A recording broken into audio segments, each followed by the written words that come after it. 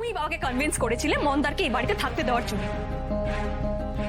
এই নিয়ে তোমার সঙ্গে আমার একটা বড় সড়ো ঝগড়া করা বাকি আছে। শুনো, রুদ্রপুর থেকে আসি সেই সব করবো। আপাতত তোমার যদি কিছু জানার হয় তাহলে আমাকে বাঘের সামনে না ঠেলে দিয়ে নিজে গিয়ে জিজ্ঞাসা করো বাবাকে রুদ্রপুরের রহস্যটা কি।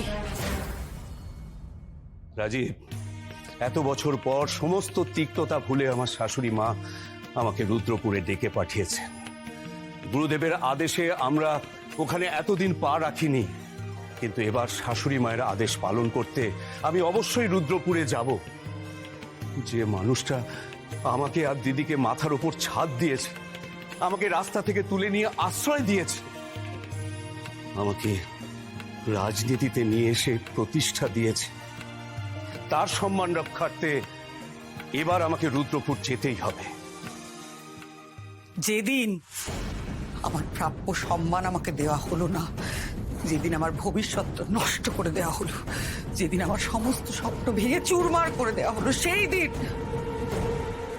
আমি সেদিন প্রতিজ্ঞা করেছিলাম, বীরু, তুই আমার কাছ থেকে আমার অধিকার, আমার ক্ষমতা তুই কেড়ে নিয়েছিস, তাই তো? আমি তোর কাছ থেকে তোর আপনজনদের কেড়ে নেব। এত বছর ধরে আমি তাই করেছি, এক এক করে। প্রথমে বীরুর স্ত্রী নন্দিতা, ওকে বীরুর কাছ থেকে দূরে সরিয়ে দিয়েছি। তারপর বীরুর মেয়ে শাওন, ওকে ওর কাছ থেকে দূরে সরিয়ে দিয়েছি। কিন্তু এখন যদি বীরুর রুদ্রপুর যায় তাহলে সমস্ত দূরত্ব তো মুছে যাবে ম্যাডি। আমার এত বছরের তিল তিল করে গড়ে তোলা এই সাম্রাজ্য তাসের ঘরের মতো ভেঙে পড়বে। ভালো, আমি পুরোটা বুঝতে পেরেছি, কিন্তু মামা রুদ্রপুর যাওয়ার জন্য ফাইনাল ডিসিশন অলরেডি নিয়ে ফেলেছে। এবার আমরা মামাকে কোন অজুহাতে আটকাবো? রাজীব, শাওনের হয়তো রুদ্রপুর নিয়ে অনেক প্রশ্ন থাকবে, তাই আমি চাই তুমি এবং বিথিকা ওকে বোঝাও বড় বাড়ির উত্তরাধিকারীও। তাই শাওনকেই মাথায় পবিত্র কলসি বহন করে নিয়ে যেতে হবে, তবেই হবে রুদ্রপুরে উৎসব।